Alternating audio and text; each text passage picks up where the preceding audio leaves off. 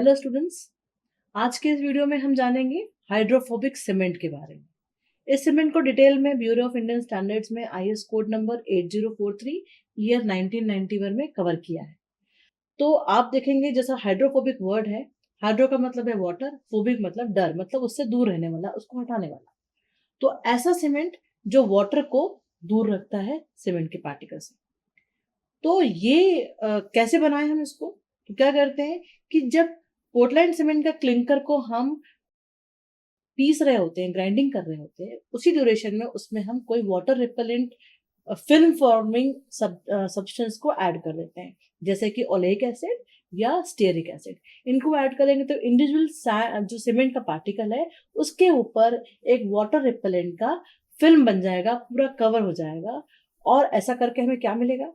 हमें हम उस सीमेंट को डिटोरिएशन से बचा सकते हैं। अगर उसको हम हमारा मूड है कि उसको हमें लॉन्ग स्टोरेज करना है या ट्रांसपोर्ट करना है, कहाँ पर? जहाँ पर हमारे पास फेवरेबल कंडीशंस नहीं है।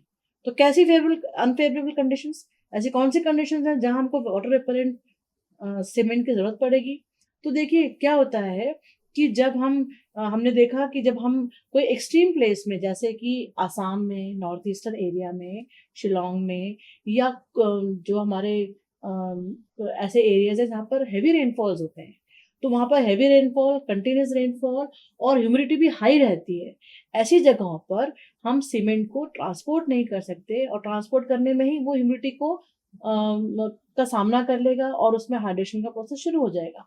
या हमने स्टोरेज किया है, हम कितना भी बचा लें, लेकिन वहां पर उसका डिटोरेशन हाई ह्यूमिडिटी के कारण वहां पर खराब डिटोरेशन शुरू हो जाएगा और उसकी क्वालिटी को हार्म करेगा।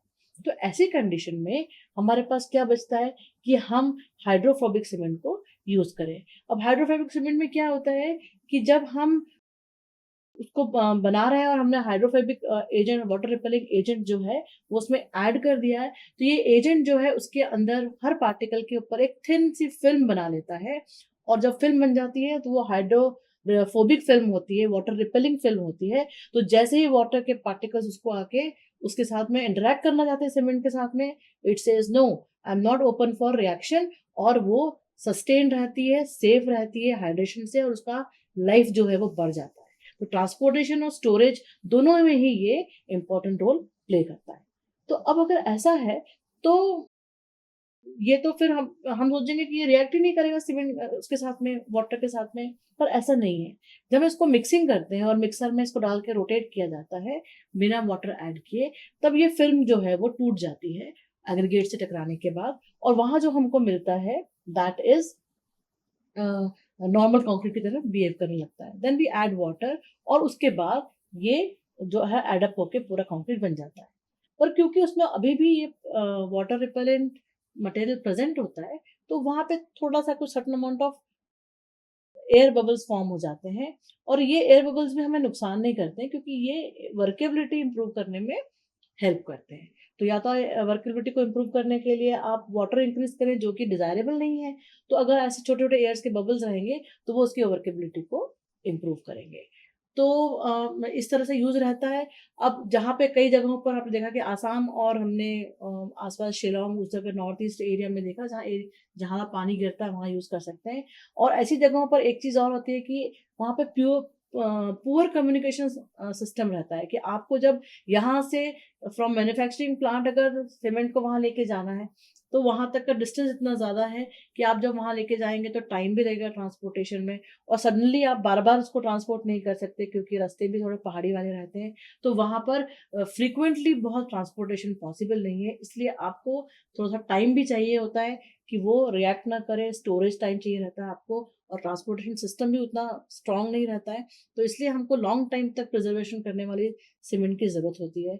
अगर इसकी जगह ऑर्डिनरी सीमेंट होगी तो वो डिटोरिएट हो जाएगी, और उसकी स्ट्रेंथ या उसका जो जो स्ट्रेंथ है वो लूज कर जाएगा, और आपको जो भी रिक्वायर्ड है वो नहीं मिलेगी। और डेफिनेटली इन सब जगहों में हाइड्रोफोबिक सीमेंट जो है वो एक उसका बेहतर विकल्प हो सकता है। अब इसमें देखेंगे उसकी प्रॉपर्टीज कैसे डिफर करती है ओपीसी से।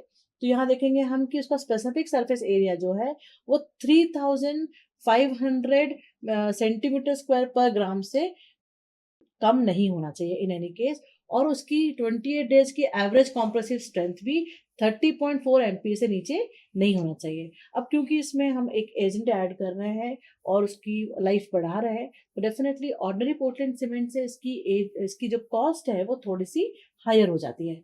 और इस तरह से हम जब हमारे पास बहुत रेनी वाला एरिया हो और बहुत रीचेबल नहीं है, वहाँ पर अगर हमें ये सीमेंट यूज़ करना हो, हाइड्रोफोबिक सीमेंट, तो ये हमारे पास बेस्ट ऑप्शन आज के डेट में अवेलेबल रहता है। Thank you.